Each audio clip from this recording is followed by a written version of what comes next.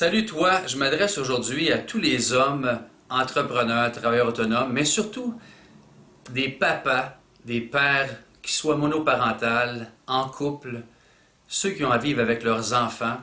Aujourd'hui, j'observe que beaucoup d'hommes, et moi inclus, ne sont pas nécessairement en connexion complète avec eux-mêmes et ont de la misère à se positionner par rapport aux femmes, par rapport à leurs enfants.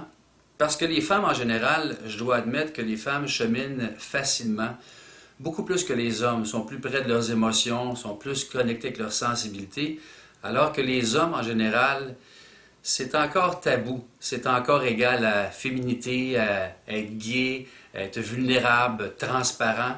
Et pourtant, quand on commence à apprivoiser cette zone-là, c'est une richesse, une grande force qu'on s'empêche de vivre.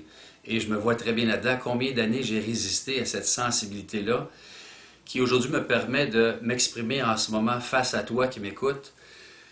C'est une richesse qui me permet de connecter avec mes émotions, à être capable de les exprimer et de pouvoir mieux comprendre justement les femmes et mes enfants. Mes enfants, je suis très proche d'eux autres parce que je suis capable d'avoir une relation, une communication fluide, de dire les vraies choses. Ça ne veut pas dire que ça va toujours de tout repos, mais on dit les vraies affaires, on partage. Il y a une proximité.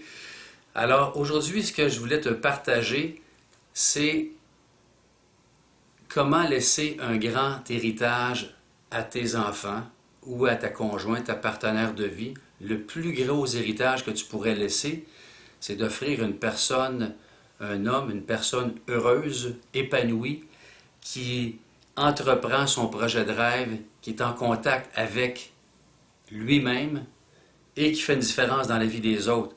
Comment arriver à ça? C'est pas si complexe que ça. C'est d'abord de se poser les bonnes questions.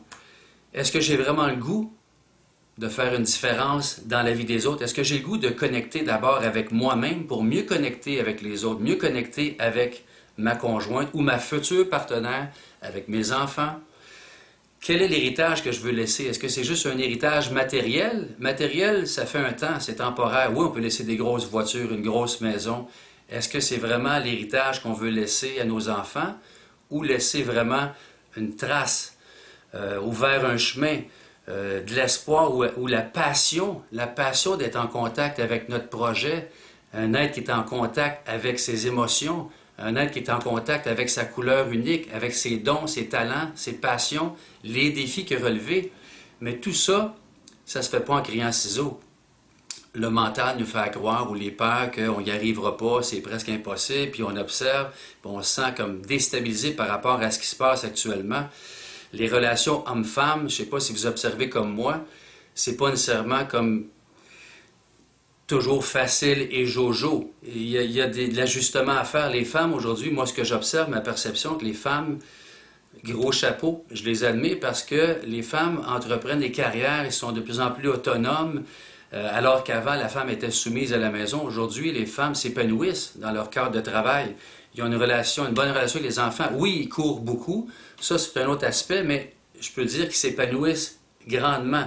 L'homme s'épanouit aussi, mais il est un peu déstabilisé parce que il n'est pas nécessairement en contact avec toute la dimension émotionnelle, sensibilité, et c'est là que le bas baisse, c'est là qu'il arrive une espèce de panne et que l'homme est déstabilisé, il ne sait pas trop quoi faire avec ça, puis il regarde, puis il dit « ouais, j'aimerais ça », mais en même temps, c'est confrontant. Mais j'ai goût de vous dire que c'est important d'apprivoiser cette zone-là, peut-être plus vulnérable, plus difficile.